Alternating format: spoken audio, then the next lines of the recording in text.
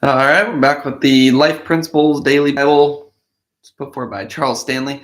We're using this to go through the whole Bible in a year, and we've been going through 2 Samuel. David is now officially king, and he seems to be doing pretty well at this point. Although, from what we know about David, he ends up engaging in adultery, some murder. So we're not going to say he's perfect, and we've already seen some examples where he's going off the path a bit, where he maybe sometimes doesn't inquire of God as much as he should, even though he certainly does much more than Saul, and that's why he's king now instead of Saul. And he seems to be getting a lot of wives, which is interesting. But I say all that to first put forward the idea that Jesus is the ultimate king. He's the perfect one. But I want to put that forward because David seems to be doing quite well in how we're going to, in some of the stories that we're going to be reading today. And especially in 2 Samuel 9, this one seems to point perfectly to Jesus, where it starts off by David said, "Is there still anyone who is left of the house of Saul that I may show him kindness for Jonathan's sake?" Just a little bit of background here. David was the harp player for Saul when he was younger. Saul had some sort of spirit within him that was tormenting him. So then David would come down with the harp, and then we obviously have the story of David and Goliath. So then David sort of rises to, he's basically like a war hero, and Saul puts him in positions kind of trying to get him killed because Saul's getting a bit jealous of David, where people will say Saul's killed thousands, but David's killed 10,000s. And Saul seems to be focused on his own power and just focused on himself is the best way to put it, not surrendered to God, whereas David does have a heart that wants to please God. And Saul's trying to kill him left and right. He's throwing spears at him. He's having armies come after him. David's hiding in caves. And one of the people who helps David more than anybody else is actually Saul's own son, Jonathan. He's like David's inside man. There's one story in particular where Jonathan's trying to like feel things out with his father, and Saul catches on to what Jonathan's doing and throws a spear at his own son. So then Jonathan says, "All right, David, you got to get out of here. Like, this is a dangerous, volatile situation." We'll go into the entire story because we've already done that over the last few weeks. But due to Jonathan's faithfulness and just what a good friend he was, Jonathan and David make a covenant together. Even though Jonathan would be the heir to the throne, he makes a covenant with David. And that's because he knows that David is who, could say he knows that that's who God is going to choose, and Jonathan is surrendered to the will of God instead of trying to maybe be like his dad, kill David so that he could take the throne. And David promises to honor Jonathan's descendants. And that's a promise that he is keeping with what we're seeing here. Is there still anyone who's left in the house of Saul that I may show him kindness for Jonathan's sake? So he doesn't even just say Jonathan's descendants. He says anyone in the house of Saul, who you would think would be the last person who David would want to show kindness to. I just laid it out. Saul was trying to murder David for a very long time. The Psalms are filled with David crying out to God, where he is oppressed and afflicted and fearful and just going through it. And it's a lot of those are because of Saul. And here he is turning around saying, I want to show him kindness for Jonathan's sake. So you could say it's deserved grace because, Jonathan certainly helped David out, but not so much in the fact that he's saying it's for the whole house of Saul. It would be the opposite of deserved. It would be not even undeserved. It would be like he deserves the opposite of kindness. So there's not even neutral ground. That points a lot to us as well, where we constantly rebel against God. It's not that God's favor towards us is undeserved. It's even worse than that. It's more like we deserve the opposite of his favor, but he gives us favor instead. So they find this guy, and I'm going to butcher this name, but it is Mephibosheth, Say that 10 times fast. And I guess it is the son of Jonathan, who's the son of Saul. And they summon him. He comes, he falls on his face. Then David said, Mephibosheth? And he answered, here is your servant. And you got to imagine, he's probably pretty afraid at this point. He knows the history between Saul and David. And he's probably thinking, oh, David's going to do what some kings do when they get to power. He's going to wipe out any competition. And there's just recently a civil war between David's people and Saul's people. So Mephibosheth is probably thinking, yeah, and he's going to do away with me, almost like when a new lion comes in and he kills all the old cubs so that he can start his own pride. But that's not what David does. And one more little detail about Mephibosheth is that his feet are lame. It seems that he's crippled in some way.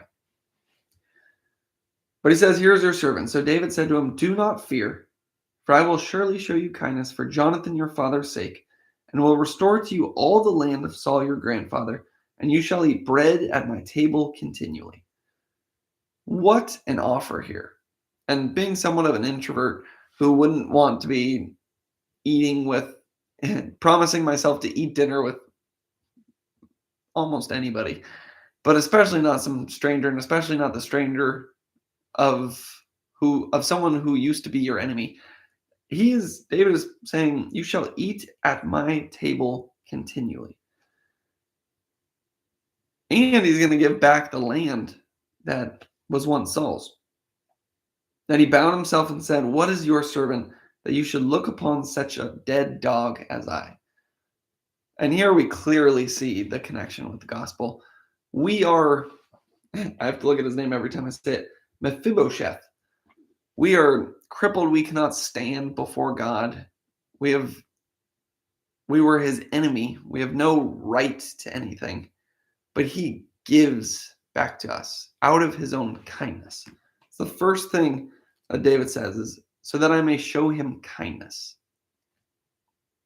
And he says, what is your servant that you should look upon such a dead dog as I?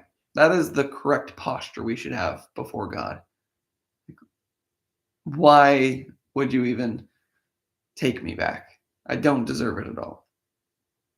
And then King called to Ziba, Saul's servant, and said, I've given to your master's son all that belonged to Saul and to all his house. And he says, you guys are basically going to work his harvest, but he is actually going to be sitting at my table. But Mephibosheth, your master's son, shall eat bread at my table always. This also points to God as our provider. We're going to be reading a story later about Jesus providing some bread and meeting our needs even when we don't deserve for our needs to be met.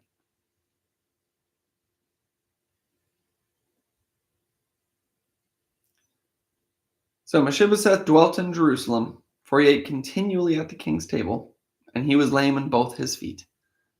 Just added that little reminder in at the very end that David's not going to get anything from him. This is someone who at this time, especially when a lot of labor was done in a very physical way, he's not productive in a way that David can get anything from him. David is really just giving to him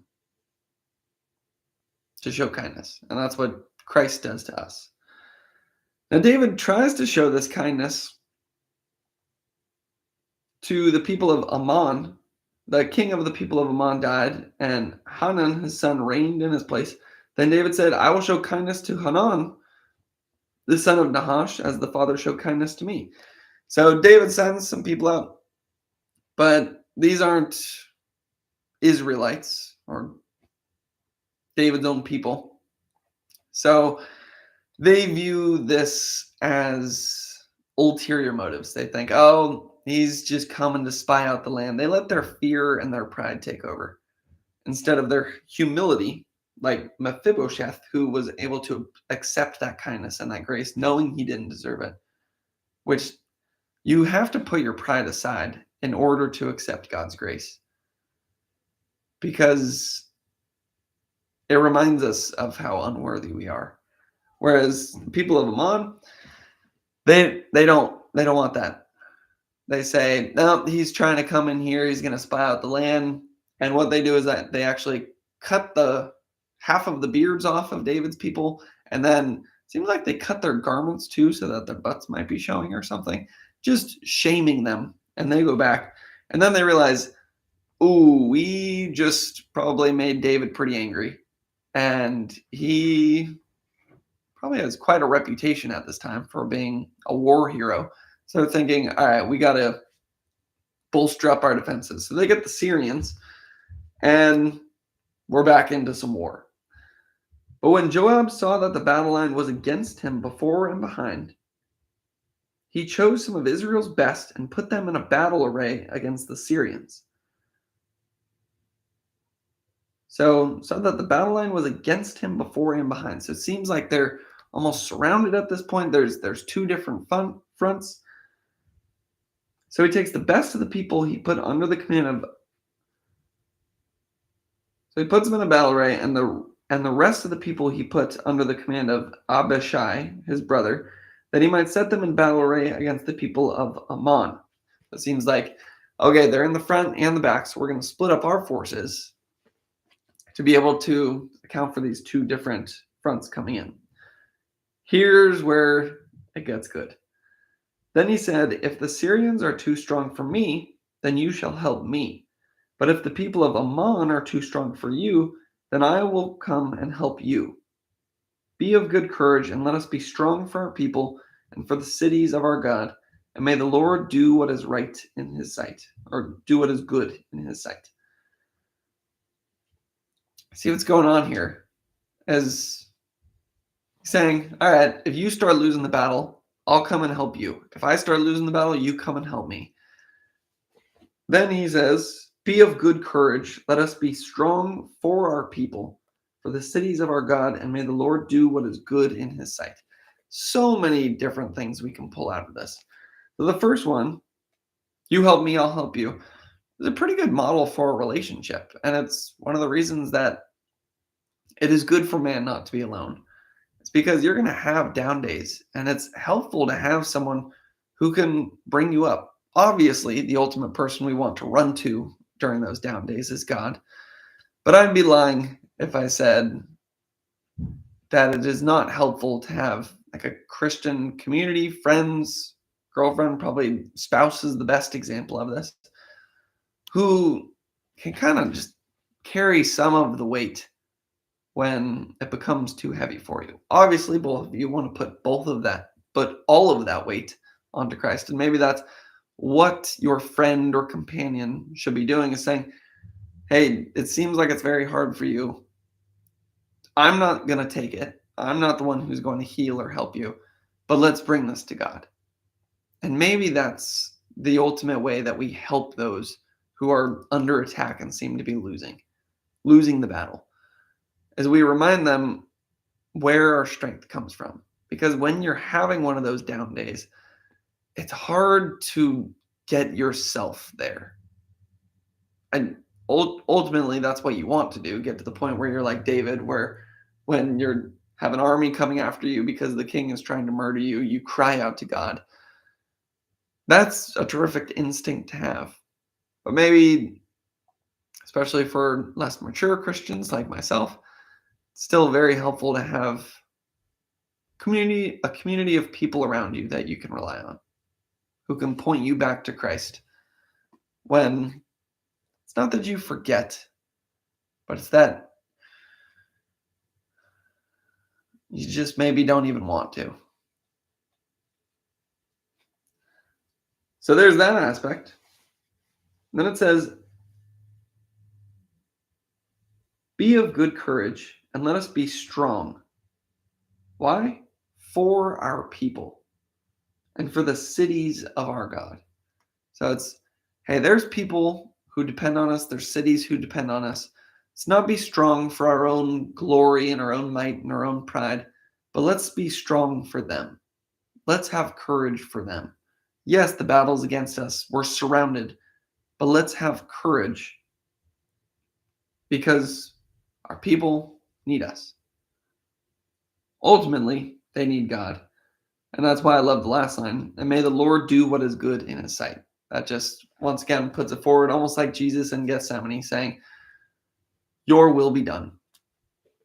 So they're saying, here's our strategy. And hopefully they got this strategy from God. It doesn't say that he did, but it seems to be pointed towards God and for his people. So it seems like they're acting in good faith here. And you would hope that it works, but may the Lord do what is good in his sight.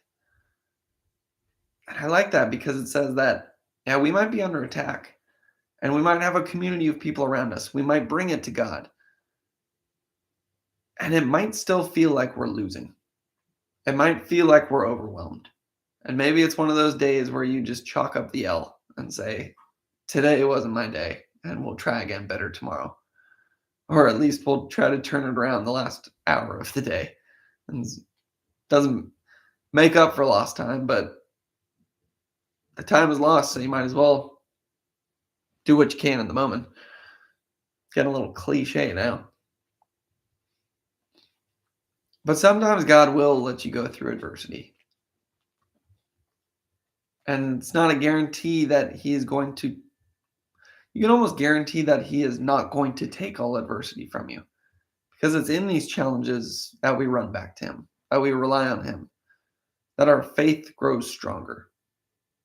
As we see what he brings us through, we get more trust and faith in the fact that he can bring us through anything in the future. And he can.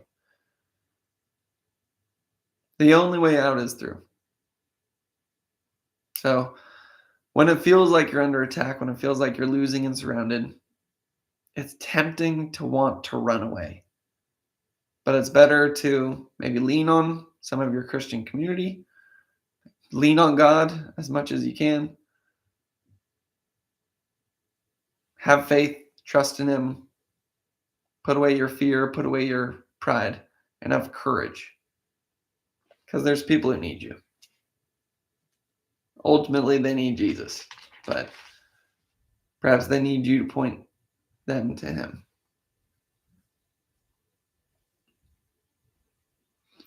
And when all the kings who were servants to Hadadezer saw that they were defeated by Israel, they made peace with Israel and served them. So the Syrians were afraid to help the people of Ammon anymore. That's how the story ends. The Lord delivers his people once again. Psalm 65, 1-8. Praise is awaiting you, O God, in Zion, and to you the vow shall be performed. O you who hear prayer, to all flesh will come. Iniquities prevail against me. As for our transgressions, you will provide atonement for them. If that's not pointing to Jesus, I don't know what is. As for our transgressions, you will provide atonement for them. It's the exact same as the kind of grace that was shown to Jonathan's son. That's how I'm going to say it from now on. Where it's not deserved, we sin against God, but he invites us back to the table. He invites us in. He adopts us almost as if we're sons when we are crippled, lame, and unworthy. And he does that because he has provided the atonement that makes us right with him. If it weren't for Jesus dying on the cross, we couldn't sit at his table because we would still be sinful and deserving of punishment. But Jesus took that punishment for us. That's what atonement points to. It's like the sacrificial animals they used to have in the Old Testament. They think that took their sins away, or at least covered it up long enough that they could still dwell in the presence of God. Well, Jesus is the ultimate atonement. He sacrifices himself for us. And then we're called to do the same. Sacrifice our lives for Christ. Whoever would seek to keep his life will lose it. Whoever would lose his life for my sake will find it. Blessed is the man you choose and cause to approach you, that he may dwell in your courts. We shall be satisfied with the goodness of your house, of your holy temple. I like how that first part is phrased. Blessed is the man you choose and cause to approach you, that he may dwell in your courts. We are chosen by God. Or we could dive into the roots of this, but before the world was even around, God knows who he's going to bring to him. And just like he chose Jacob over Esau, as we read in Romans 9, wasn't based on anything they did. It was just because he chose Jacob over Esau. And you might think, well, that's unfair. But God is the creator, and who are we to question his ways? And perhaps he makes some vessels for glory and some for destruction, as a way to show both his justice and his mercy. So we're chosen. If it were up to us, we would never run to God. We have a sinful nature that is dead in our trespasses. What is dead cannot run towards God. The flesh profits nothing. Something good can't come out of our flesh that profits nothing. So what happens? Blessed is the man you choose and cause to approach you. He is the one who brings us in with his irresistible grace. Kind of checking all the boxes of tulip right here. He softens our hearts. We run away from him as much as we can, but he is like gravity pulling us back down. And thank God he does, because if it weren't for that, we would run away from him forever. That he may dwell in your courts. We shall be satisfied with the goodness of your house, of your holy temple. So when we're brought in, we dwell with God, we're satisfied, we're fulfilled, and it's forever. Just to check all the boxes of tulip. Once you are brought in, once you are saved, once that atonement has been provided for you because you're filled with the Holy Spirit, you have faith,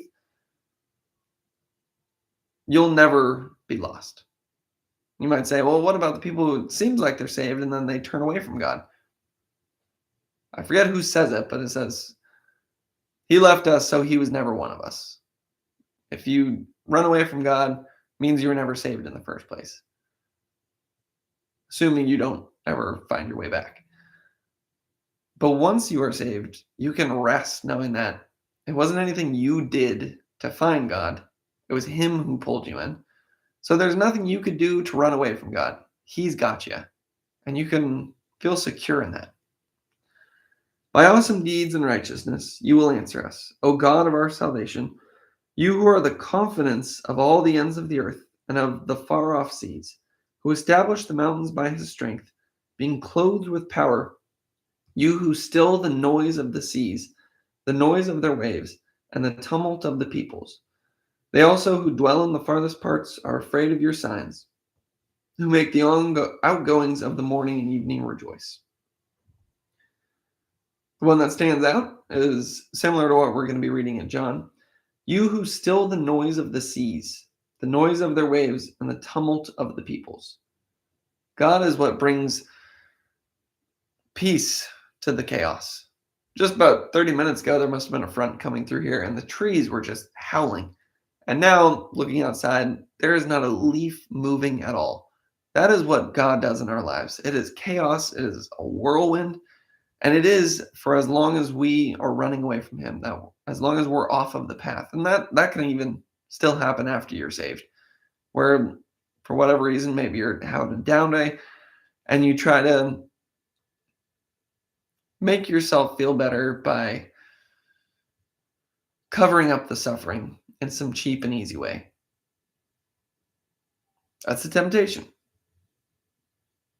I want to feel better now, and I'm going to do it in this way that I know is not going to be good for me in the long run, but at least it will relieve the suffering in this moment. Instead of embracing the suffering in this moment, being willing to bear our cross, which ultimately leads to life. God is the one who brings death to life. But just like Jesus, you have to be willing to surrender. And that's where the true peace comes from. Proverbs 16:20-21. He who heeds the word wisely will find good, and whoever trusts in the Lord, happy is he. He who heeds the word wisely will find good. So even just myself throughout the day today, exhausted, only got a couple to maybe a few hours of sleep last night. And those kind of days are always hard. It's very difficult to stay on the path when you are just already worn down. And when different temptations or whatnot would pop up, the word would pop up into my mind as well of what was refuting some of things that would lead me off the path. For example, we don't need to go into examples. We'll keep it general. And those things did make me feel better for a short period of time. As long as you're scrolling through Instagram reels, you're laughing, you're smiling, you think that it's good, but it is a shallow kind of good. It is a band aid kind of good. It is a numbing kind of good. Whereas if I surrender to the word, that is where you actually find good. He who heeds the word wisely will find good. And whoever trusts in the Lord, happy is he. We don't see the word happy a lot in the Bible. But here it says, if you trust in the Lord, you'll be happy. That's a tricky one because you read other parts of the Bible and it seems like it's saying the exact opposite. It's saying, no, you become a Christian, there's going to be suffering. It's actually going to be harder. Difficult is the way which leads to life. Sorrowful yet joyful. And I think that's maybe the best way to put it. That sorrowful yet joyful. It's that God's not going to make the waters smooth for us forever, but he will get us through the storm. And we can be happy and joyful. I still don't know if happy is the right word there, knowing that God is with us the entire time. But notice it depends on trust. Trust in the Lord, happy is he. Whoever trusts in the Lord, happy is he. You have to trust God. What I did today when I was, for example, going off on Instagram reels to try to make myself feel better, it's because I didn't trust God and his word that is actually what was going to bring me through the challenge. I trusted myself and what I've known in the past to make me feel better, at least for a little bit, instead of knowing and believing what God has told me many times is actually good for me, which is him and his word. So hopefully in the future, I'll be able to trust him better. The wise in heart will be called prudent, and sweetness of the lips increases learning. Now for John 6, 1 through 21. After these things, Jesus went over the Sea of Galilee, which is the Sea of Tiberias. Then a great I believe it was named the Sea of Tiberias by Herod to honor some ruler or something. So it's Sea of Galilee seems to have multiple names here. Then a great multitude followed him because they saw his signs which he performed on those who were diseased. And Jesus went up on the mountain, and there he sat with his disciples. Now the Passover, a feast of the Jews, was near. Passover, you can almost think of like 4th of July for the Jews, but even to a larger extent. Passover is when God brought them out of Egypt, brought them out of slavery. So then every year they remember that. And it really brings them back. And at this time, big thing that they are thinking about is who's going to deliver us from the Romans.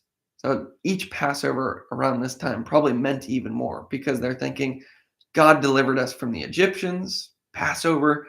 God's going to deliver us from the Romans, Passover. And that's actually important for what we're going to continue to read. Then Jesus lifted up his eyes and seeing a great multitude coming toward him, he said to Philip, "Where shall we buy bread that these may eat?" And I like that how John sometimes just explains things for us. But this he said to test him, for he himself knew what he would do. So when Jesus asks, "Where should we buy the bread for them to eat?" He's testing Philip. He's saying, all right, you've seen my miracles that I've already done. How are we going to feed these people? Just kind of seeing the faith that Philip has. Philip answered him, 200 denarii worth of bread is not sufficient for them, that every one of them may have a little. Denarii you could think of as a day's wage, so 200, maybe that's around 8 months' wages. He's saying that wouldn't be enough to feed all these people and actually fill them up. So where are we going to get that kind of money? Where are we going to get that kind of food? I don't know what we're going to do. One of his disciples, Andrew, Simon Peter's brother, said to him, "There's a lad here who has 5 barley loaves and 2 small fish." And if he leaves it at that, we might say, "Oh, right, Andrew's stepping in for the place of Philip and he's showing his faith." He's saying, "Well, we have 5 barley loaves and 2 small fish." RC went into this in his commentary. Barley loaves are for the poor, and this is a small boy. So we'd think, oh, 5 loaves of bread and 2 small fish. You'd think that's like a pretty decent amount of food. But he's saying that these loaves are actually more likely the size of Twinkies, and these small fish are probably more like sardines that would just be to give the barley loaves some flavor. So it's most likely just the kids' lunch that this food is. So we're thinking, oh, is Andrew saying, oh, even with this small amount of food that could only feed this lad here, I like that he calls him a lad, Jesus could perform a miracle and he could multiply this and he could feed everyone. But that's not what he says. He says, "There's a lad here who has 5 barley loaves and 2 small fish, but what are they among so many?" So although Philip and Andrew have seen Jesus' miracles, it just doesn't even pop up into their minds of what Jesus could do. They're saying, we don't have enough money, we don't have enough food. There's too many of them. And it also says 5,000 men, which means that doesn't even include the women and children. So there are a lot of people here. It might be more like 10,000 people here, perhaps even more. Then Jesus said, and another interesting little tidbit I learned today, this is the only miracle that appears in all 4 of the Gospels. Then Jesus said, "Make the people sit down." Now there was much grass in the place. So this is Passover, it's around springtime, the grass hasn't dried out yet. So the men sat down in number about 5,000. The men were 5,000. And Jesus took the loaves, and when he had given thanks, he distributed them to the disciples, and the disciples to those sitting down, and likewise of the fish, as much as they wanted. So when they were filled, he said to his disciples, "Gather up the fragments and remain, so that nothing is lost." It reminds me of God providing the manna to the Israelites when they were wandering through the wilderness, giving them their bread every day. It reminds us of David giving the bread and inviting Jonathan's son to sit at his table. God provides for us. He takes care of us. And oftentimes when we don't deserve it. His own disciples don't have faith. And these people, are they following him because they have faith? Well, it says they follow him because they saw his signs which he performed on those who were diseased. They're seeing these signs and they're thinking, oh, he could heal us. He's like a magician. They're not hearing his word and believing him because of that. It seems that the Gentiles actually do a much better job of that kind of faith.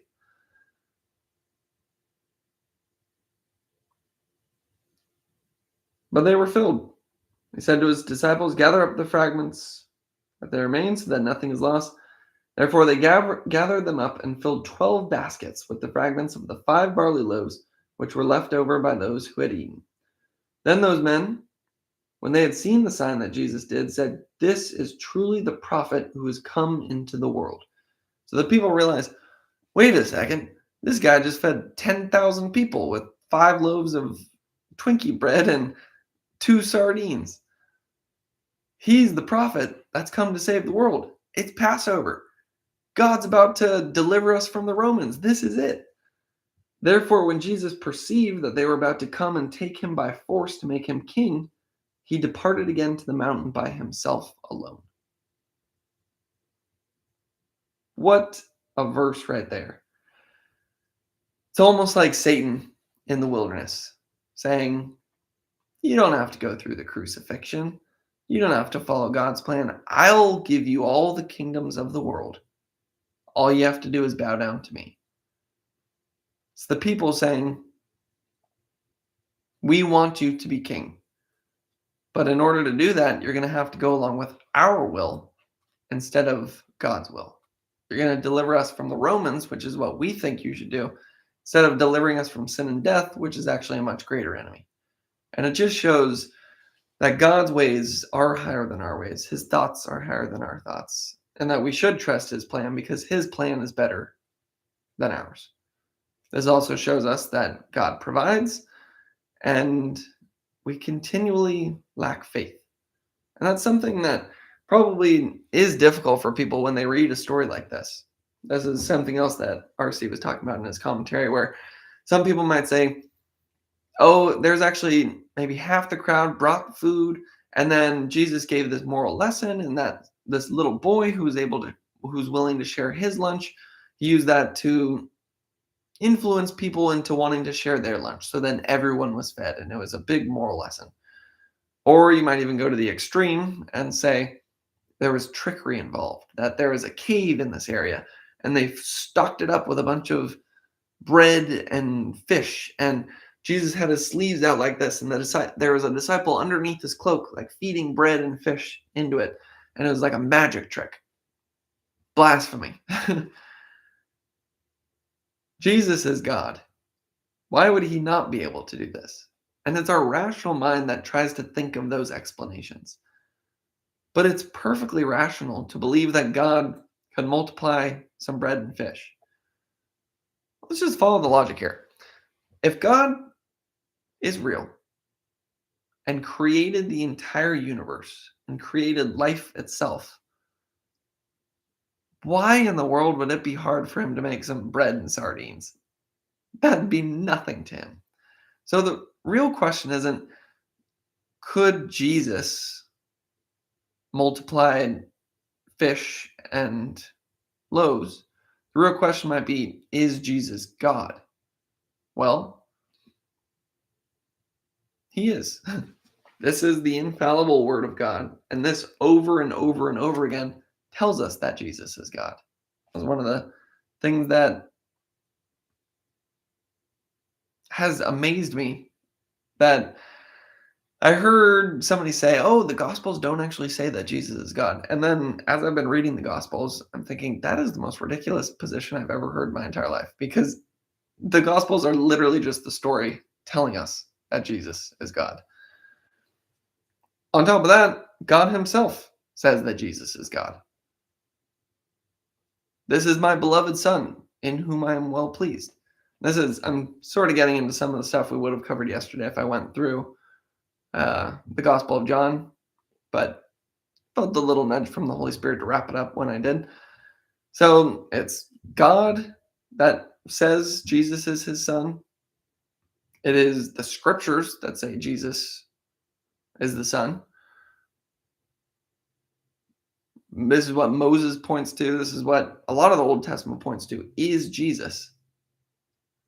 And then on top of that, miracles like this, it's not Jesus proving that he's God, but it is showing that God is giving him his approval, is maybe a good way to say it. There's a verse that's trying to come into my mind, basically saying, somebody says, like, by these signs we know that you are with God. AKA Jesus is God. So wrapping up this point a little bit, Jesus is God. And at the very beginning of John, it says, in the beginning was the Word, and the Word was with God, and the Word was God. And it goes on to explain that Jesus is that Word that through all of creation was made. So the real question isn't, could Jesus make bread and fish multiply? The real question is God even real in the first place?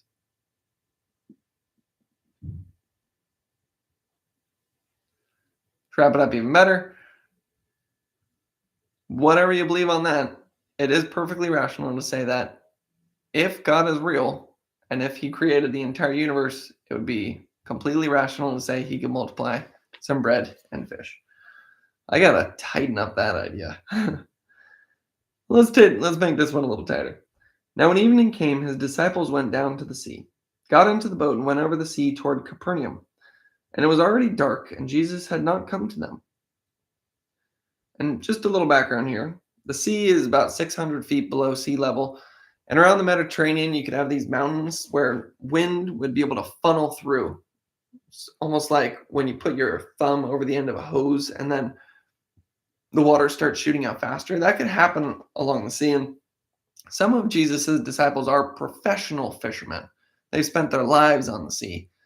Some of them, probably more landlocked kind of people. And you imagine this group coming onto the sea and it's nighttime. Then the sea arose because a great wind was blowing. So when they had rowed about 3 or 4 miles, they saw Jesus walking on the sea and drawing near the boat, and they were afraid. So this is one that appears in other gospels as well. And we know they're afraid because of the storm. Even though some of them are professional fishermen, they're thinking this is a dangerous situation. And they're rowing as hard as they can, trying to bring themselves to safety, but they can't. And then they see Jesus walking on the sea, drawing near the boat. And were they saying, "We're saved. Jesus, the Son of God, has come to save us. He has ultimate authority over all of creation because creation came about through him. So we have no reason to fear." No, they're actually more afraid when they see Jesus walking on the water. It says, they saw Jesus walking on the sea and drawing near the boat, and they were afraid. But he said to them, "It is I. Do not be afraid." And in this, "it is I," it's along with the "I am" statements that we see throughout the Gospel of John. I am the bread of life. I am the vine. I am the way, the truth, the life. And when he says "I am," he's not just saying "I am." He's saying something along the lines of ego eimi. I might be pronouncing that wrong, but it's literally I am, which is the same way that God introduces himself. He says, "I am who I am, ego eimi." So when Jesus says, "I am the vine," when he says, "I am the bread of life," and when he says, "It is I," it is this, I am, I am. It is his way of basically saying, "I am God. Do not be afraid." Then they willingly received him into the boat, and immediately the boat was at the land where they were going. So we've seen some variations of this where there's the story where he calms it, and then they're actually more afraid after he calms the storm. This account in John's, it seems that they receive him into the boat, and then they're on land. So they're rowing with all their might to get to stability, to get to safety, to get to solid ground. But they can't get there on their own. And then they see Jesus in his holiness and his greatness, and they are afraid. It is like when Jesus brings all of the fish into Peter's boat and he says, "Depart from me, I am a sinful man." It is like Isaiah when he's in the presence of God and he says, "Woe is me, I am undone." You see that holy, you see the contrast, and it is too much to even look at. So they are even more afraid. But Jesus says, "I am God. Do not be afraid." And when they receive him in, they are brought to safety. They are brought to stability. They are brought to solid ground. So let us remember this when we feel like we're in a storm. That Jesus is God. That he wants to help us. And he is the only thing that can help us. That when we're tempted to row to safety to try to save ourselves, that is futile.